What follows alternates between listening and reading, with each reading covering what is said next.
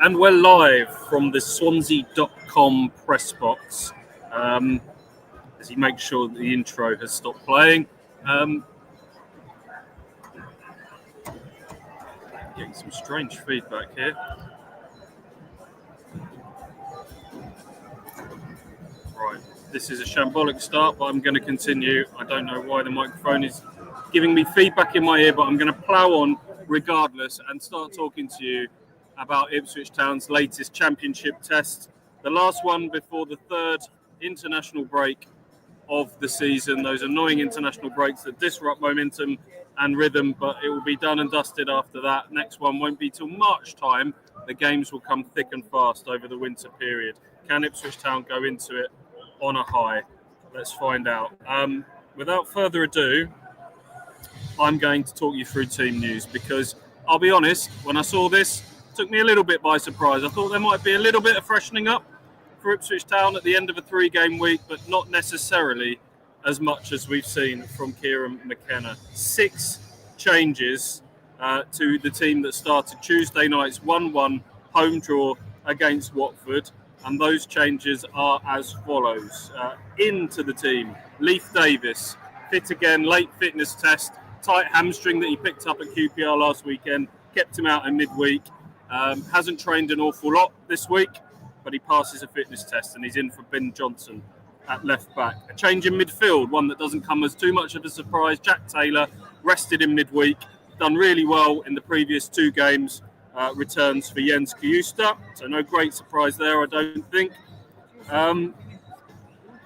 What else have we got? Marcelino Nunez back into the side after his 2 free kick goals at QPR in the number 10 slot for Chuba Akpom. Again, no great surprise. Jack Clark in on the left, preferred to Jayden Philogene. Again, not too much of a surprise, I wouldn't say. Not much between those two this season. Both left wingers been in superb form for Ipswich. 6 goals for Jayden Philogene now after his goal against Watford in midweek. Jack Clark not far behind on 5. Philogene started the last 2. Jack Clark comes in for this one. This is where it then starts to get a little bit more eyebrow raising, a little bit more controversial. And that is Jacob Greaves in for Cedric Kipre as the left-sided centre-half. Wondered whether he might start left-back today, actually, Jacob Greaves. Came on and did well there in the latter stages in midweek. Did okay there, I thought, when Leif Davis was suspended in the Premier League. But no, Davis is in at left-back, and it means Greaves comes in for Kipre as the left-sided centre-half. And then a change on the right as well. Sindre Valet-Ageli, who has been growing into his debut Premier League... Old habits. His debut championship season, his debut English football season, the Norwegian 19-year-old was probably one of Ipswich's best players on Tuesday night. Got his assist at QPR, a driving run involved in her second as well. But he drops out and Casey McAteer comes in. Big chance for him today, Casey McAteer. He's not exactly hit the ground running so far. Has got a bit of convincing to do, I think. So an opportunity for him here today. 6 changes too many? You let me know what you think. One way of looking at it is 3 changes from the QPR game last weekend, which doesn't sound quite so dramatic, does it? But maybe 1 or 2 more changes than expected, arguably needs to be. Let's see what a few of you are thinking. Dino here, Kipre, Ageli should not have been dropped. I think they are the 2 big talking points, aren't they, today? For me, I don't like to see rotation at centre-half. Centre-half should be able to rattle out the games Saturday, shouldn't they? Not quite as intense with the running at that end of the pitch, and it's all about partnerships. And, it looks like Kipre had got himself ahead of the pecking order of Jacob Greaves at the moment, but Kieran McKenna has switched it up today. He did do that in the Championship promotion season, to be fair, now and again. I remember George Edmondson sort of being parachuted in ahead of Cameron Burgess, who we'll come on to in a minute. He would come in for the odd midweek game here and there in the Championship season, but I think we knew by and large it was Wolfend and Burgess throughout that promotion season. At the moment, it's O'Shea plus. I think we were beginning to think it was Kipre, but Greaves comes in today. The only thing you could say about the right wing is that young Sindre Valet-Ageli, 19, has played a lot of minutes, probably more minutes than he and Ipswich expected at the start of this season. He's a young man, still growing into his body. He played 90 minutes on Tuesday night. Casey McAteer is an £11.5 million signing. You don't spend that sort of money for no reason. As I say, he's not set the world alight so far, but opportunity knocks today. Let's see what he can do. Similar theme from your comments here, Andrew. So many changes again. We must change more players than any other team. Be an interesting comparison, wouldn't it? I know. Sorry, I just minimised my screen there. There we go. Sorry. I know it's becoming a narrative about a lot of changes, and there's been some headline change figures around certain games. I think it was 6 at Bristol City off the top of my head. That was a midweek game. It was 7 for the Charlton game, which obviously unravelled in the second half. That was a midweek game.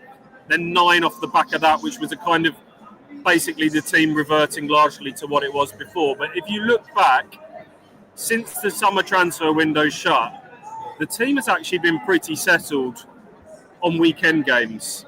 There hasn't been that many changes there. There has been a bit of a team there. It's really been the midweek games where things have changed. This is at the back end of a 3-game week.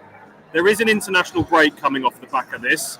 So I did wonder whether, yes, it's a big ask for people to play with intensity for 3 games in 8 days or whatever it is, but there is an international break coming up. A lot of these players will go away on international duty. Not all of them will probably play loads of minutes for their countries. We'll have to wait and see, but I did wonder whether we'd see that rotation slow a little bit today, and it would be the bulk of the team that played against QPR. And to be fair, it is the bulk of the team that's played against QPR. But as I say, it's the Greaves and McAteer changes that I think people are going to latch on to. It's up to them to make sure we're not talking about it post-match, of course. To be fair, Connor here is saying don't see the issue with the changes in the lineup. We'd want to see Nunez start. Valla probably needs a rest. Leaf is back. Only one I'd question is swapping the centre-backs around. I think I'm probably with you on that, Connor. Actually, that's probably the biggest change that I would question whether is necessary. Maybe he just sees that Greaves is better suited to an away game against opposition. 3 centre-halves for Swansea today, one of whom, of course, is Cameron Burgess, who will pose an aerial threat for Swansea. He needs no introduction to Ipswich fans. I hope he gets a really good reception today from that 2,000 plus travelling support. I'm sure he will, because he's in modern day Ipswich folklore. We'll always have those goals at Bolton, at Coventry, that played such a big part in those back-to-back promotions. Some really solid games in the Premier League as well. Bournemouth away springs to mind for Cameron Burgess. I don't think anyone needs to be sore about the departure over the summer. Ipswich wanted to keep him. Kieran McKenna's been very clear about that, felt that he would have still been a key member of this squad. They offered him a contract. He turned it down. I think ultimately it came down to Ipswich offered him a 2-year deal. He's 30 now. Swansea offered him 3. Swansea have got a little bit more money behind them now, so we would have been able to offer him some attractive terms as well. And in the end, he goes to Swansea, and game time would have been a big part of it as well. Cameron Burgess maybe felt that he deserved a little bit more game time in the Premier League. He knows that Ipswich has spent a fair bit of money on Jacob Greaves to play in that same left-sided centre-half role. That will have played a big part in his decision as well. And by all accounts, he's made a very good start to life at Swansea, one of their better performers thus far. His headline moment has been a brace in that comeback win against Nottingham Forest in the Carabao Cup. They made it all the way to the last 16. Gave Man City a bit of a minor scare. City had to score a couple of late goals to get through in that one. Wonder what his reaction would be if he scored today. Fairly muted, I would have thought, and hopefully a respectful reception from the Ipswich Town fans, I would have thought. So Connor? Cameron Burgess, big subplot going into this one. Neil Willamore here, not shocked Ageli rested. He'll play a lot for Norway. He's got 1 cap for the seniors, has Valla Ageli. Spoke to him for the first time this week, pre-match on Thursday. Really impressed with how he came across. He's got a quiet confidence about him for a young man. that sort of doesn't come across arrogant, but someone who believes in his ability. We asked him about the price tag, championship record fee, £17.5 million. Not too phased by that, doesn't think it means too much. He's pretty pleased with how he's adapted to English football, feels he's got better game by game, and Kieran McKenna concurs, and I think we all concur with that. But it's a lot to ask for him to rattle out game after game after game at the age of 19. From afar on the pitch, he looks quite physically imposing. He's a big lad, and physicality is a big part of his game. But when you see him up close and in person, he's quite baby-faced still. He's not bulked out yet. I think that's fair to say. He's got a lot of growing, and Kieran McKenna says, when he does that, when he fills out, and he talks about spending a lot of time in the gym, eating right, he's big on all of that sort of stuff. He's going to get, I can't remember the quote from Kieran, it is he's going to get bigger, stronger, faster, and that's quite exciting. But maybe not a bad thing for him just to be dipped out from time to time. If you remember, Amari Hutchinson was kind of eased in that championship season, went on loan from Chelsea. He didn't start every game in the first half of the season, and then he really came alive at the back end of that season, and everything else followed with the big money move and playing every week in the Premier League. So following me, I don't think that's a football decision necessarily today. That's a bit of a fitness decision. Casey McAteer may be suited to an away game. He's a bit more of a straight line runner. He's a bit more of a counter-attacking threat possibly. As I say, he's got to take his chance today. Any more before I start having a look? Horse Holler, I always think it's a bit rich to criticise team selection before the game. After the game, absolutely. Let's see how it pans out. Yeah, I get your point. I suppose if you don't say anything pre-match and then you do post-match, it's always looks like you're being a bit smart after the event. Hindsight's always a wonderful thing, isn't it? I think there can be some measured thoughts on it at the moment, but it's always important to be open-minded going into the game and hopeful that the ones that maybe are a bit more surprising, you got to get behind them and hope that they take their chance, I guess. Mr. Flash gutted Burgess is at Swansea. Yeah, I think everyone was disappointed to see him go. As I say, Kieran McKenna has said that he wanted to keep him. He reiterated pre-match this week that he wanted to keep Sam Morsey. But, as you'll have to see, the plan wasn't for him to come in and play week in, week out every game. The idea was to keep Sam Morsey and to integrate him a little bit more slowly. But obviously the opportunity for Sam to go to Kuwait came along and he left. They wanted to keep Axel Tuanzebe as well, offered him a contract, but he went to Burnley. We don't need to go over everything that happened in the summer again, do we? The plan was to be stable, solid, minimal turnover after relegation from the Premier League.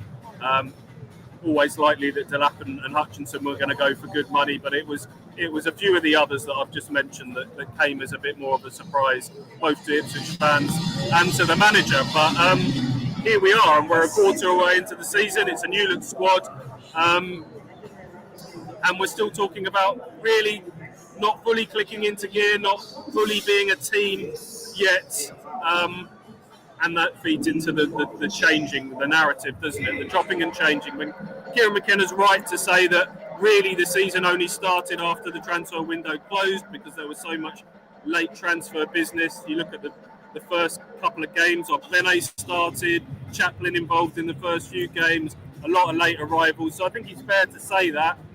He probably waters down his argument when he talks about needing to get chemistry and relationships going when there's quite a few changes coming week in, week out. But he's built this squad in a very different way to the last squad that got promoted from the Championship. There was more defined roles there. There was a more defined starting 11 with players that knew their role off the bench. I'm thinking about people like Caden Jackson and Marcus Harness that were sort of defined super subs or players for bespoke game plans along the way. This time, they've tried to build a squad with genuine depth, with genuine like-for-like quality in almost every position. And that comes with a bit of a headache of trying to keep everybody sharp, trying to keep everybody happy, trying to keep everybody ready for whatever moments might come further down the line. It's a tricky balancing act. You're never going to please everybody. Arguments for and against. And results, as always, will kind of colour that argument going forwards, of course. Adam, a Nunes free kick goal would be lovely today. Absolutely it would. This championship is looking ultra tight. We say it every year, most competitive league, arguably in the world, one of, and this year looks even more so than ever before. No one's really leapt off the page from what I've seen in terms of opposition thus far. Coventry got off to an absolute flyer, but have just tailed off a little bit of late. Middlesbrough, likewise, who've now got everything going on with Rob Edwards, who looks like he's potentially on his way out to Wolves. Not a lot in it. I've said it a couple of times already. I can't see 3 or 4 teams getting high 80s, low 90s points totals this season. I still don't think I'm not worrying too much about the table at the moment. Ipswich 2 points off the playoffs with a game in hand to come. That depth is hopefully going to be their superpower when these winter months really kick in and the games start coming thick and fast after this third international break. When injuries and suspensions bite for other teams, Ipswich's strength in depth can hopefully come to the fore and get a bit of a winning run going. Can a winning run? Are they ready to get a winning run together now? Not so sure at the moment. Post international break, we've got Wrexham at home, and then those 3 away games in quick succession against Oxford on a Friday night. Can't remember quite the order of those now off the top of my head. I'll have a look, but there's the rearranged game at Blackburn's on a Tuesday. There's a trip to Hull on a Tuesday as well. Are they ready to start putting a run of wins together yet? We'll see. It will have to happen at some point if they're going to get themselves up the table and get themselves certainly in a top 2 contention. We'll have to see. Right, I'll run you through Swansea quickly because I don't want to interrupt the Remembrance Day stuff that's going to go on in a minute. Quickly run you through Swansea. Swansea, interesting. Swansea now have been in the Championship longer than they were in the Premier League. 7 years in that Premier League. This is season number 8 in the Championship. And there was a feeling that this was the year they were going to kick on. A big American takeover last November. Then the likes of Luka Modric and Snoop Dogg investing and becoming co-owners. Alan Sheehan takes on the managerial role permanently in the summer, rookie boss after a decent interim spell, and then a decent Championship transfer window spend. Spent sort of £6 million on Adam Eder, who doesn't start today, ex-Norwich, for example. Burgess obviously will have come on a decent contract, a few others as well. And they haven't quite kicked on as people expected. They're 17th as it stands. Bit of a mixed results. They've got 4 wins so far, and 3 of them against teams in the bottom 3. I've been listening to a few of the Swansea reporters around me, and feeling a little bit of disappointment, a little bit underwhelmed with their start to the season. So I see this as an opportunity for Ipswich today. I hope they can be really solid, keep that. Since those back-to-back defeats to Middlesbrough and Charlton, I think they've looked a lot more solid defensively, albeit the goal against them midweek wasn't great. If they can keep that solid base away from home, and then trust in the qualities there to get at least a goal on the break. They got 4 last weekend at QPR without being amazing from an attacking point of view. Maybe as one of you said just now, a Nunes set piece would go down quite nicely. My score prediction today, excuse me, as my voice starts to go, is a 1-0. I want to see Ipswich grind out a result today. 1-0. They won 2-1 here last time in that February game in the rain. It's a lovely day actually here in November today, but with rain last time here. Broadhead with a lovely dink. Chaplin with a nice finish from a trademark Davis goal. Davis the only player remaining from that day, remarkably, less than 2 years later. But same again from a performance and result point of view. Leads Ipswich Town as the teams come onto the pitch. I'll wrap it up there, and as always, I'll see you on the other side. Enjoy.